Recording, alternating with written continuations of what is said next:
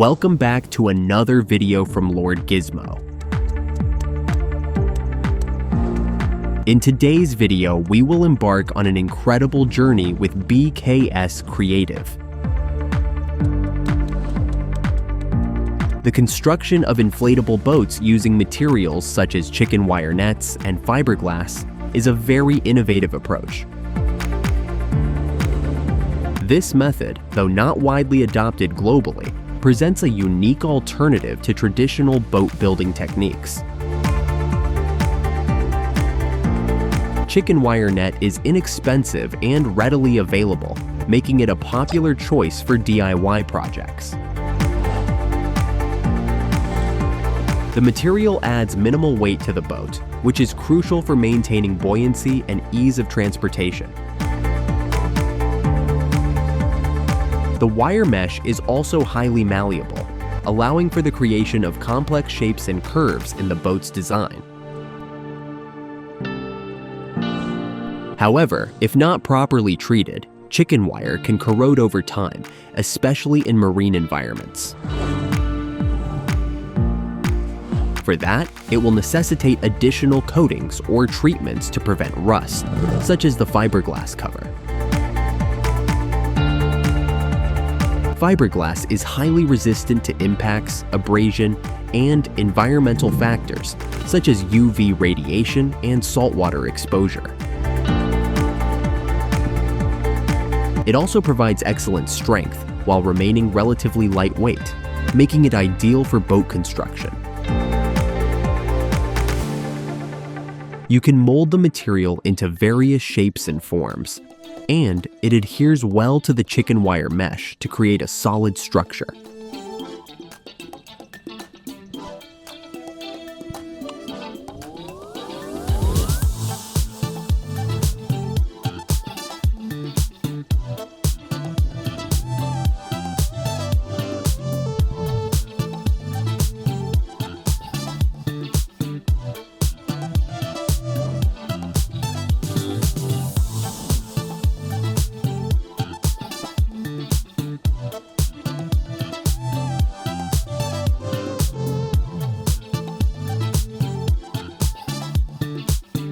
As you can see, we must first conceptualize the design, taking into account factors like buoyancy and weight distribution.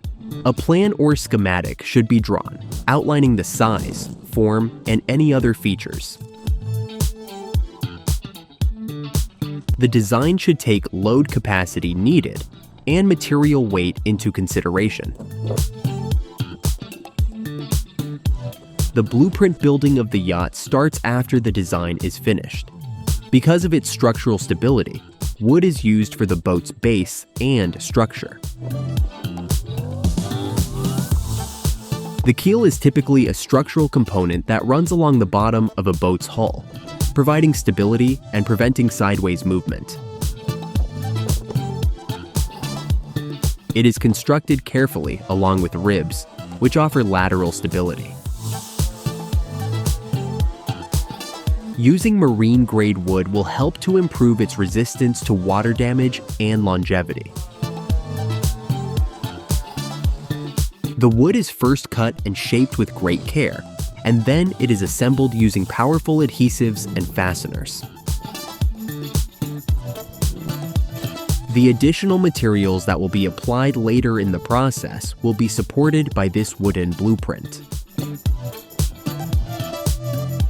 Usually referred to as veneer or plywood, thin wood is chosen for its simplicity of handling. Due to these features, it is an excellent material for the creation of a comprehensive design or a scale model of the boat.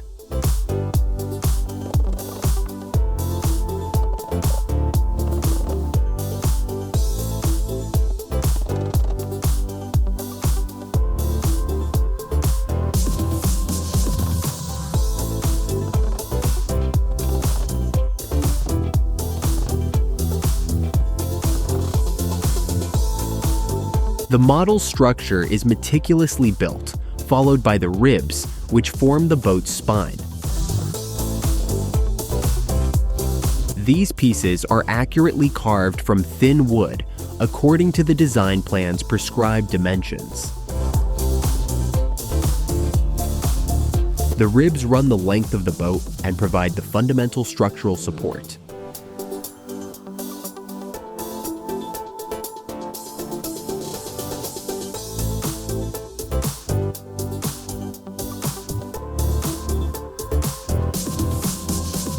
Once the wooden structure is put together, focus moves to fiberglass, strengthening it. Its application starts with covering the hardwood basis with fiberglass fabric, and then saturating it with a carefully prepared resin. As it dries, this resin stiffens and bonds with the wood to produce a strong, water-resistant outer shell. The boatmaker has to get the resin mixture ready before adding the fiberglass. The particular needs of the project will decide which of epoxy or polyester resin to apply. A popular option for maritime uses, epoxy resin is well known for its exceptional bonding strength and water resistance. There are multiple steps in this layup procedure, each needing careful consideration of detail. Cutting fiberglass cloth or matting into pieces suitable for over the regions to be strengthened comes first. Usually cut somewhat bigger than the area they will cover, these pieces provide total covering by permitting overlap. Extra resin is sprayed over the top when the fiberglass cloth is in place to totally saturate the fabric. Bonding the fibers together and to the hardwood surface underneath depends on this last phase. Usually, the desired strength and durability are obtained by applying many layers of fiberglass.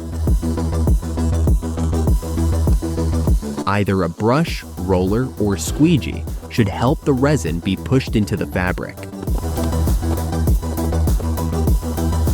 You have to make sure it passes right through the fiberglass and that any extra resin is distributed fairly.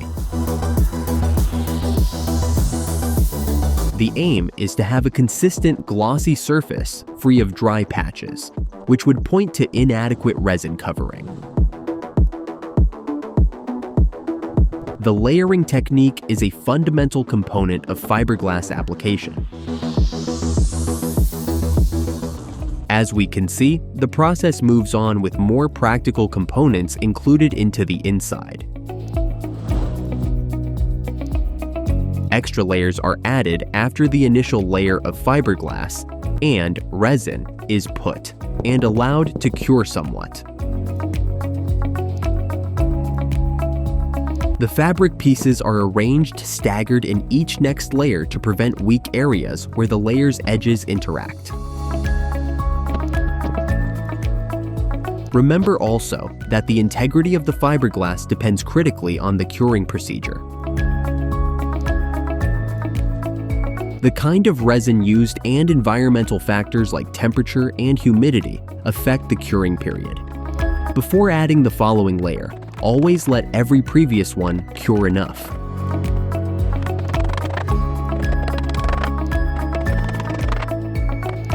Premature stacking may trap air or moisture, causing delamination or weakening sections in the completed structure.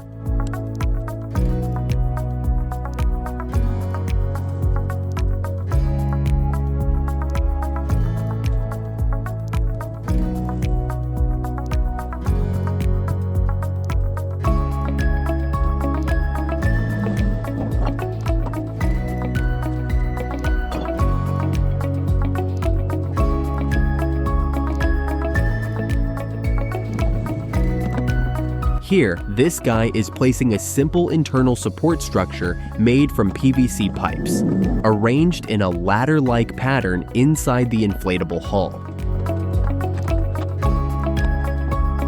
This framework helps distribute weight more evenly, reduces flexing, and increases rigidity, thereby providing the boat with extra stability and overall structural support.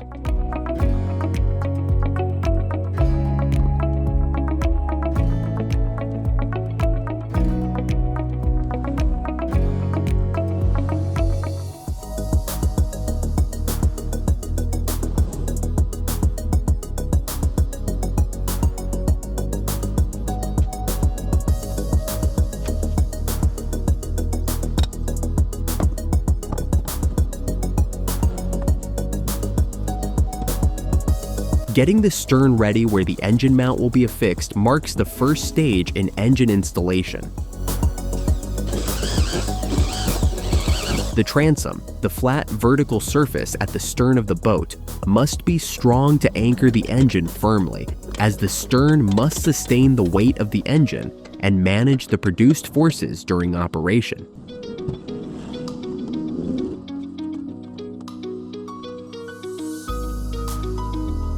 You should combine everything when you include items like this chair or the engine. This improves stability as well as gives a more united look. Monitoring temperature and humidity can help to avoid problems like either too rapid or too slow resin curing. This might influence the bond strength and finish quality. Hence, appropriate ventilation is rather important.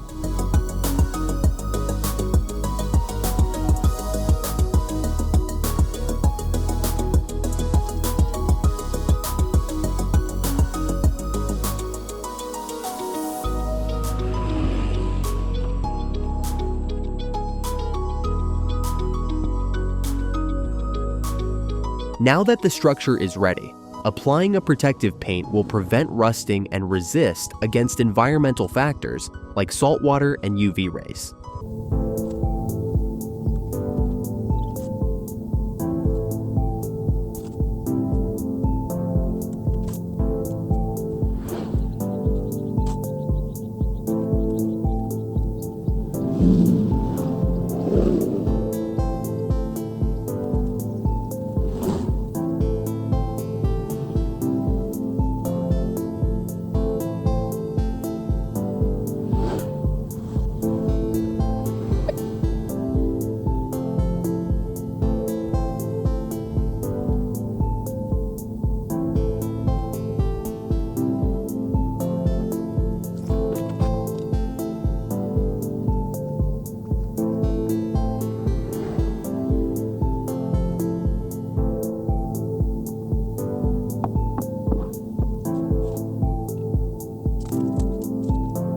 The decision to build an inflatable boat's propeller from wood, then, is unique.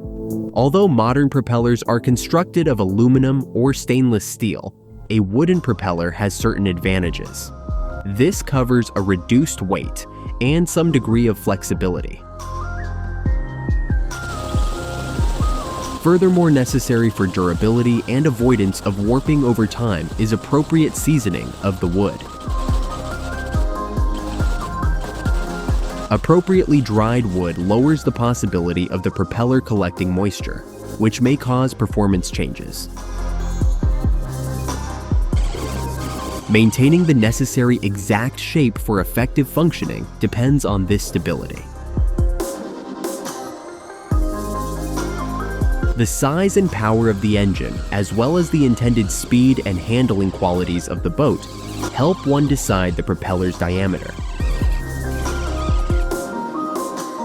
Furthermore, precision shaping and sanding of wood provide exact control over the pitch and curve of the propeller. The pitch, that is, the angle of the blades, determines the propeller's capacity to displace water with every revolution. That would influence the peak speed and acceleration of the boat.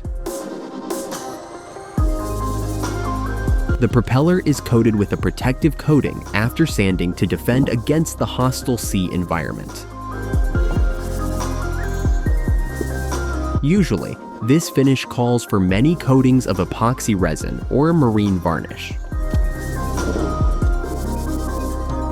Attaching the completely constructed and polished wooden propeller to the driving shaft of the outboard motor comes next. The most crucial is making sure the propeller's hub lines up exactly with the motor shaft.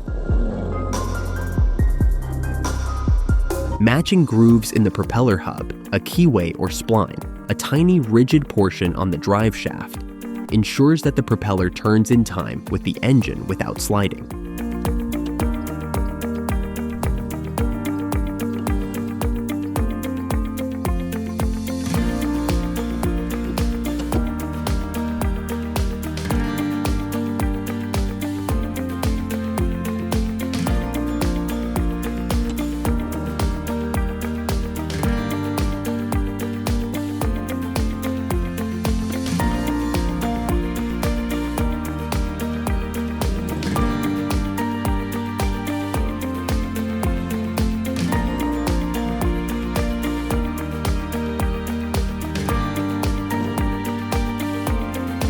Natural buoyancy and flexibility of wood enable part of the stress and vibration absorption during operation.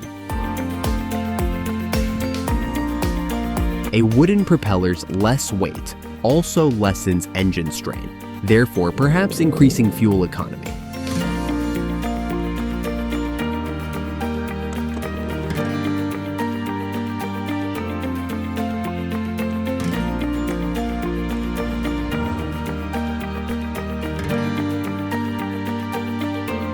The primary function of the rudder is to steer the boat. Mounted behind the propeller, the rudder interacts with the water flow generated by the propeller's slipstream. When the pilot adjusts the rudder angle using a tiller or wheel, it redirects the water flow, creating a turning force that alters the boat's course. This is especially vital in an airboat where the powerful unducted propeller produces a significant thrust that must be balanced to maintain the intended heading.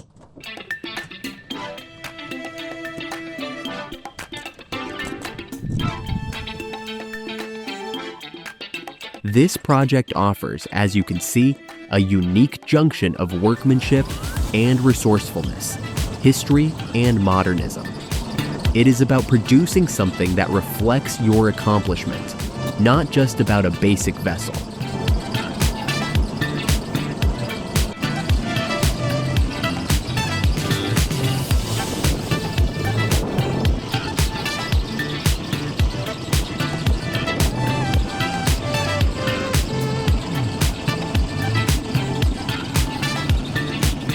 Finally, the boat is ready. Will it sail or sink into the river? Let's find out.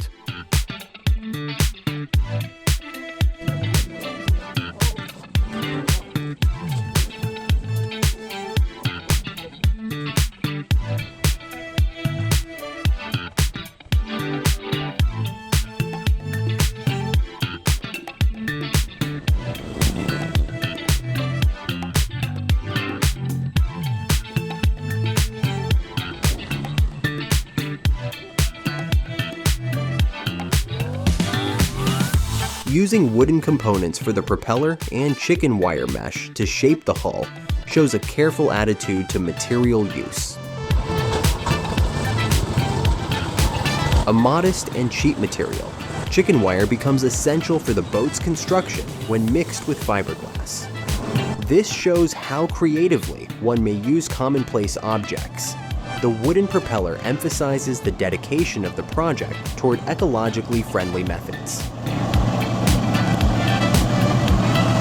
This BKS Creative concept presents a novel choice in a society where synthetic materials and mass manufacturing rule. It pushes the builder to use what is at hand and minimize waste, therefore fostering innovative thinking. This has become very essential. If you like this video, be sure to check out the many more incredible projects on BKS Creative's channel.